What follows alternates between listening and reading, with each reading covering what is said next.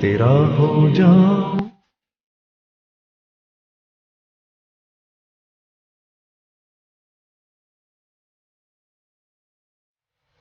اللہ الرحمن الرحیم. ایک ساتھی کا سوال ہے کہ آج کل باہر ممالک کے بنے ہوئے مختلف قسم کے پرفیومز، سینٹ اور عطر وغیرہ آتے ہیں اور ان میں الکوحل یعنی اسپرٹ بھی شامل ہوتا ہے، تو اس کا استعمال کیسا ہے، اس کے بارے میں شرعی حکم کیا ہے؟ تو جان لیجئے اس کے بارے میں تفصیل یہ ہے کہ اگر الکوحل کھجور یا انگور کی شراب سے بنا ہوا ہو تب تو وہ ناپاک ہے، اس لیے اس کا استعمال جائز نہیں، اور اگر وہ کھجور یا انگور کے علاوہ کسی اور پاک چیز، کسی اور پھل وغیرہ سے بنا ہوا ہو تو تب وہ پاک ہے اور اس کا خارجی استعمال جائز ہوگا.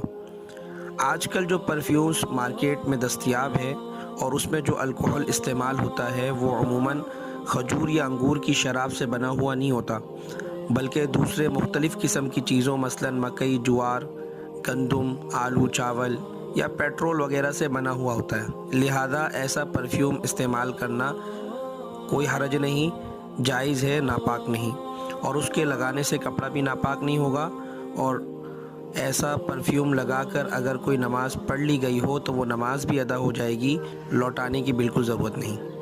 یہ حکم تو نماز کے متعلق تھا. باقی خواتین کا پرفیوم لگانا کیسا ہے، تو اس کے بارے میں کچھ تفصیل یہ ہے کہ اگر خاتون اپنے شوہر کے لیے گھر کے اندر یا کسی ایسی محفل میں جہاں صرف خواتین ہی ہوں اور وہ پرفیوم اس نیت سے لگائے تاکہ سامنے والے کو راحت پہنچے، تو اس کے لیے تو لگانا جائز ہے اور مستحسن ہے. اور البتہ اگر گھر میں دوسرے اجنبی مرد ہو، مثلاً دیور ہو، جیٹھ ہو، شوہر کے بھتیجے یا بھانجے وغیرہ موجود ہوں، یا کسی ایسی محفل میں وہ جا رہی ہو جہاں پہ اجنبی مرد بھی موجود ہوں، تو ایسی صورت میں ایسے پرفیومز استعمال کرنا جس کی مہک ان تک پہنچ جاتی ہو یہ بالکل جائز نہیں. حدیث میں اس کی ممانعت آئی ہے.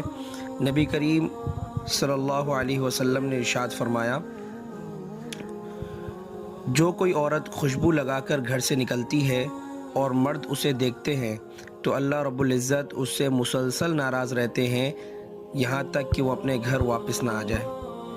لہذا شوہر کے مخصوص کمرے کے علاوہ استعمال کر کے باہر جانے اور اجنبی مردوں تک خوشبو پہنچانے سے خواتین کو اجتناب کرنا چاہیے. واللہ اعلم بالصواب.